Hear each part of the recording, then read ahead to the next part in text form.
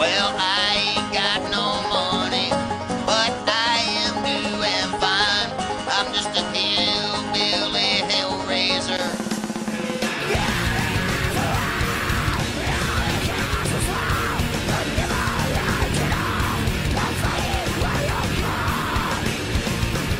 Ladies and gentlemen, it gives me a great pleasure to welcome Mr. Hank Williams III to Hornsop Rocks. First of all, Hank, how are you, man?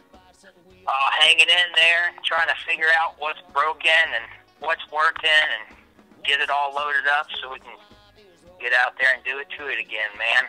And how do you get prepared to play such an extensive set and doing all the different changes that you go through the night? Well, I've kind of gotten used to it over the years, and, you know, players come and go, and I'm very thankful to have all the musicians that I have with me on the crew that's on stage and behind the scenes.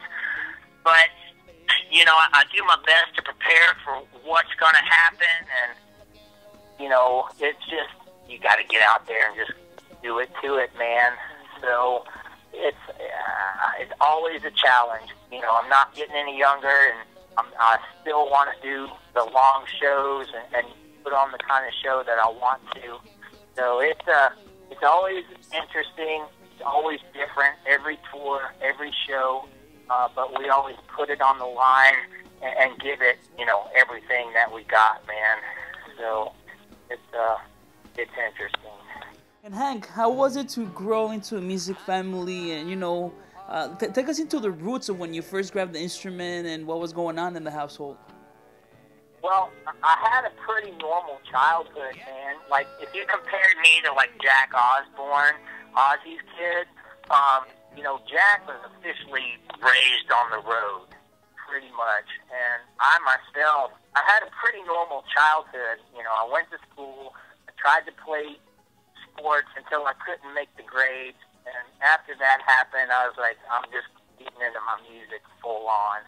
So I always had a drum set around and a guitar, but at first I just really leaned into my drum kit a lot more. It was more natural for me, and like my Queen and Gary Newman and Kiss was one of the first records I ever got to have, and then Black Sabbath, and then punk rock came out, and then Slayer came out, and I was just like trying to go to the next level with all that.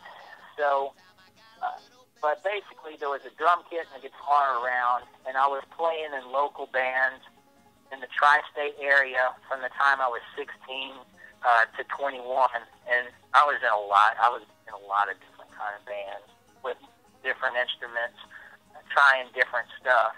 So I always got into music because I wanted to. You know, no one forced me into it. I was just raised by my mom and drove her crazy with all my music stuff I was doing, you know.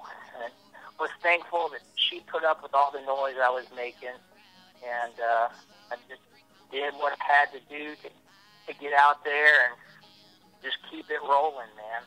So I got to see my dad a couple of times a year, but I was never really, like, raised on the road. So that came into play more when I just got out there and started doing it myself. Right. Now, which instruments do you play? Well, first of all, I've never grasped any theory on any instrument. Like I was saying, school was always hard for me, and so was theory.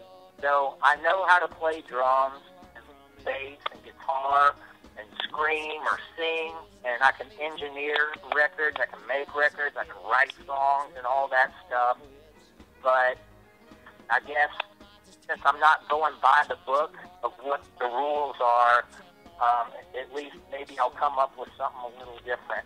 And that's just kind of what I've done. My formula might just be a little off than what you hear with a lot of the majority that's out there. So I'm not the best. You know, I've always wanted to just rip a solo like, you know, Angus Young or something, but every now and then I can pull one off, and then sometimes I'm just more of a rhythm player. You know, I got a pretty intense right hand, but I always just try to stay on top of my game when it comes to, the basics on good rhythm. That's just kind of my natural rebel streak. I wish I could really adapt and grasp music theory. I mean, it does bother me. I wish I could really take it to the next level and get it. But it's almost like I'm made not to. So it's weird, A lot of my heroes, some of them have it.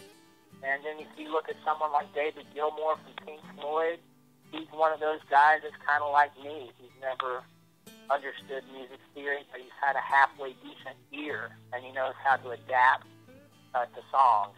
So hats off to all the people that, are really technical. I respect that, believe me.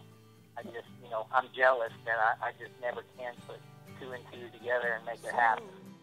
Yeah, I remember the first time I saw you on stage with SUPERJOINT Ritual at the New England Metal Fest many years ago, and I was like, damn, because you guys were such a energetic band. Sometimes I wish more bands would be that way, because sometimes you go see a band and no matter how good they are, you get kind of bored after a few songs in because they don't have that power. When you're playing music, I think it doesn't matter what it is, you gotta play it with balls and passion. You know what I'm saying?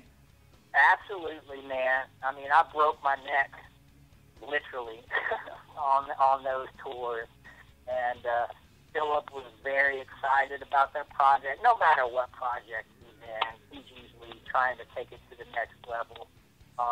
But for that band, we were all definitely trying to give it all we got, and those were some awesome shows.